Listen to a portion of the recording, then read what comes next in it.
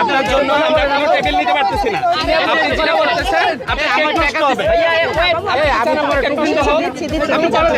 আমি আপনাদের বোন, আপনারা আমার ভাই, তো আমার পিছনের জিনিসটা আপনারা খেয়াল করবেন। হ্যাঁ, এরকম আছে কেউ বদমাইশ? গতকাল থেকে সামাজিক যোগাযোগ মাধ্যমে সিমির একটি ভিডিও ব্যাপক ভাইরাল হয়েছে। ভিডিওটিতে দেখা গেছে এক মধ্যবয়স্ক ব্যক্তি কেক কেনার উছিলায় সিমি খুব কাছাকাছি এসে দাঁড়িয়েছেন এবং একাধিকবার তার পিঠ ও হাতে স্পর্শ করছেন। ভিডিওতে লোকটির আচরণ ছিল স্পষ্টতই আপত্তিকর এবং দৃষ্টিকটু, যেখানে তিনি সিমির সঙ্গে শারীরিক দূরত্ব লঙ্ঘন করে প্রায় লেগে গিয়েছিলেন।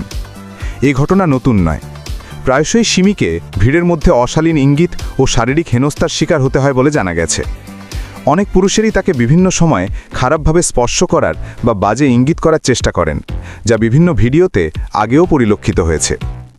ভিডিওটি ছড়িয়ে পড়তে সোশ্যাল মিডিয়া মিশ্র প্রতিক্রিয়া দেখা যায়। একদিকে যেমন এই ঘটনার তীব্র নিন্দা জানানো হয়েছে, তেমনি আরেকদিকে কিছু মন্তব্য নারীর কাজের ক্ষেত্র নিয়ে প্রশ্ন তুলেছে। অনেকেই সিমির জনাকীর্ণ পরিবেশে একা ব্যবসা করার যৌক্তিকতা নিয়ে প্রশ্ন তুলেছেন। এমনকি এই ব্যবসার চেয়ে ঘরে বসে থাকাও ভালো এমন মন্তব্য দেখা যায়, যা নারীর কর্মসংস্থান ও স্বাধীনতার প্রতি এক ধরনের নেতিবাচক দৃষ্টিভঙ্গি প্রকাশ করে। এই বিতর্কিত ভিডিও এবং জনমত নিয়ে এবার মুখ খুলেছেন সিমি নিজেই। তিনি জানান, কেক বিক্রির প্রচণ্ড ব্যস্ততার মাঝে তার পক্ষে পেছনের বা চারপাশের ঘটনা তাৎক্ষণিকভাবে লক্ষ্য করা সম্ভব হয় না। তবে তিনি দর্শকদের ভূমিকা নিয়ে তীব্র প্রশ্ন তুলেছেন।